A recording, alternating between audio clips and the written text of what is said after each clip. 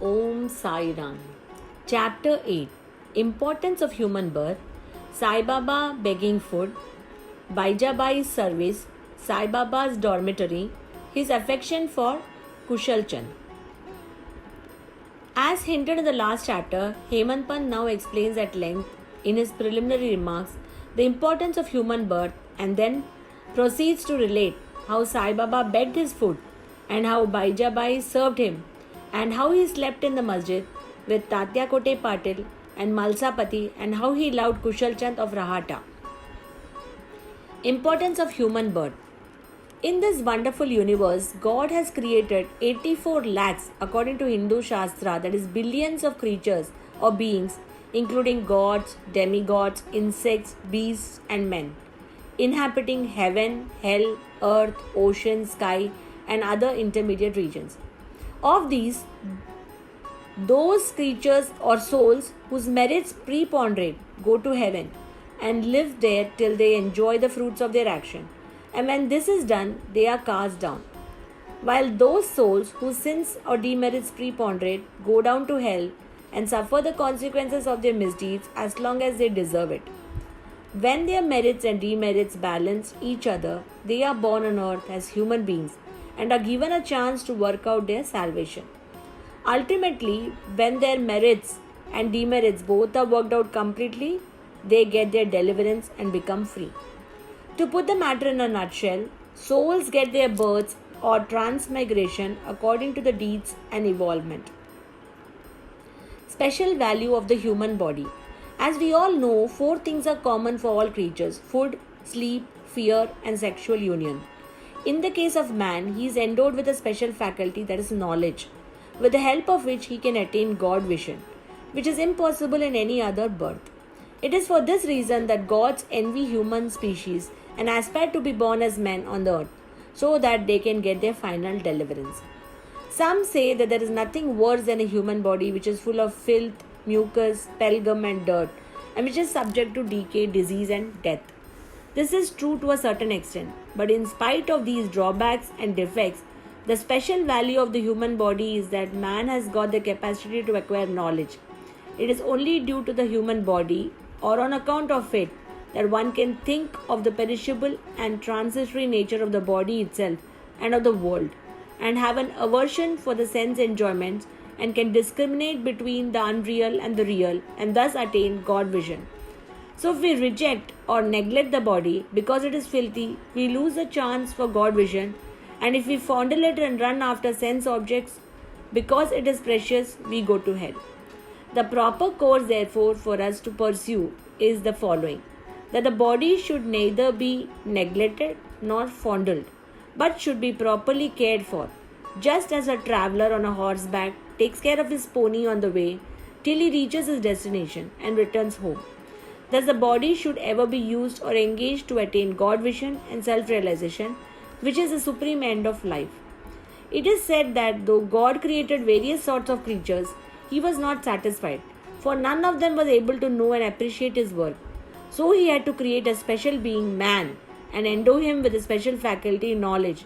And when he saw that the man was able to appreciate his leelas, marvelous works and intelligence, he was highly pleased and satisfied. So, really it is fortunate to get a human body, better still to be getting a birth in a Brahmin family, and best to get an opportunity of having to recourse to Sai Baba's feet and surrendering to him. Man's endeavor. Realizing how precious human life is and knowing that death is certain and may snatch us any time, we should ever be alert to achieve the object of our life. We should not make the least delay, but make every possible haste to gain our object, just as a king leaves no stone unturned to seek the son who is lost. With all earnestness, we should strive to attain our end, self-realization. Casting aside laziness, warding off drowsiness, we should day and night meditate on the self. If we fail to do this, we reduce ourselves to the level of beast. How to proceed? The most effective and speedy way to gain our object is to approach a worthy saint or a sage, Sadguru, who has himself attained God vision. What cannot be achieved by hearing religious discourses and study of religious texts is easily obtained in the company of such worthy souls. Just as the sun only gives light, which all the stars put together cannot, so the Sadguru alone imparts spiritual knowledge, which all the sacred books and sermons cannot. His movements and simple talks give us the silent advice. The virtues of forgiveness, calmness, disinterestedness, charity, benevolence, control of mind and body, egolessness are all observed by the disciples, and as they being practiced in such pure and holy company. This enlightens their mind and lifts them up spiritually. Sai Baba was a sage, a Sadguru. Though he acted like a fakir, he was always engrossed in self. He always loved all the beings in whom he saw God and divinity. By pleasure he was not elated, nor was he depressed by misfortune. A king and a pauper were same to him. He whose glance would turn a beggar into a king used to beg his food from door to door in Shirdi. And let us see how he did it. Baba begging for food. Blessed are the people of Shirdi in front of whose houses Baba stood as a beggar and called out, "O Mai, give me a piece of bread," and spread out his hand to receive the same. In one hand he carried a tumbler and in the other a joli, a regular rectangular piece of cloth. He daily visited certain houses and went door to door. Liquid or semi-liquid things such as soup, vegetables, milk, buttermilk were received in a tin pot, while the cooked rice, bread, and such solid things were taken in the joli. Baba's tongue knew no taste, as he was acquired all control over it. So how could he ever care for taste of different things mixed up together? Whatever things he got in his joli or in his tin pots were mixed together and partaken by Baba to his heart's content. Whether the particular thing was tasty or otherwise was never noticed by Baba, as his tongue was devoid of any sense of taste altogether. Baba begged till noon, but his begging was very irregular. Some days he went a few rounds, on other days up to 12 noon. The food thus collected was kept in a kundi, earthen pot. Dogs, cats, crows freely ate it, and Baba never drove them away. The woman who swept the floor of the masjid took 10 to 12 pieces of bread to her house, and nobody prevented her from doing so. How could he, who even in the dreams never warded off cats and dogs by harsh words or signs, refuse food to poor, helpless people? Blessed indeed is the life of such a noble person. People in Shirdi took him in the beginning for a mad fakir. He was known in the village by this name. How could one who lived on alms by begging a few crumbs of bread be revered and worshipped? But this fakir was very liberal of heart, detached and charitable. Though he looked restless from outside, he was firm and steady inside. His way was inscrutable. Still, in the small village, there were few kind, blessed people who recognized and regarded him as great soul. One such instance is given below. Baijabai's brilliant service. Tatya Kote's mother, Baijabai, used to go to the woods every noon with a basket in her head containing bread and vegetables. She roamed with the jungles, course 3 miles, course after course, trampling bushes and shrubs in search of the mad fakir, and after finding him, fell at his feet. The fakir sat calm and motionless in meditation, while she placed a leaf before him and spread her things, the eatables, the bread, the vegetables, etc., and thereon fed him insistently. Wonderful was her faith and service. Every day she roamed at noon in the jungles and insisted Baba to partake for lunch. Her service, her upasana and penance, by whatever name you call, was never forgotten by Baba till the end. Remembering fully what service she rendered, Baba benefited her son significantly.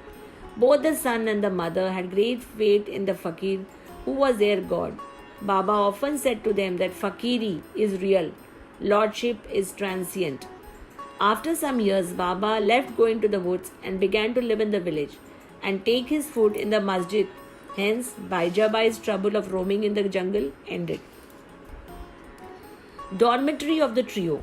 Ever blessed are the saints in whose heart Lord Vasudeva dwells, and fortunate indeed are those devotees who get the benefit of the company of such saints. Two such fortunate fellows are Tatya Kote Patil and Bhagat Malsapati, equally shared the company of Sai Baba. Baba also loved them both. These three persons slept in the masjid with their heads towards east, west and north, and with their feet touching one another at the center. After spreading their beds, they lay on them, chit-chatting and gossiping till late at night. If any one of them showed any signs of sleep, the other would wake him up. For instance, if Tatya began to snore, Baba at once got up and shook him from side to side and pressed his head. If it was Malsapati, he pulled him close, stroked his leg, patted his back. In this way, for the period of 14 years, Tatya, leaving his parents at home, slept in the masjid on account of his deep love for Baba. How happy and never to be forgotten were those days. How to measure the love and how to value the grace of Baba. After passing away of his father, Tatya took charge of the household affairs and began to sleep at home.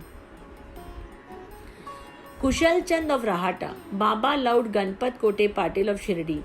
He equally loved Chandraban Seth Marwadi of Rahata.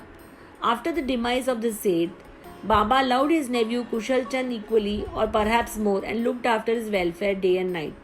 Sometimes in a bullock cart and other times in a tonga, with intimate devotees, Baba went to Rahata.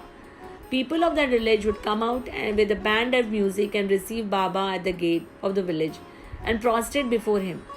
Then he was taken to the village with great ceremony. Kushal Chand took Baba to his house, seated him in the comfortable seat, gave him good meal, and then they talked freely and merrily for some time, after which Baba returned to Shirdi, giving delight and blessings to all. Shirdi is midway or equidistant from Rahata on one side and Nimgaon on the other side.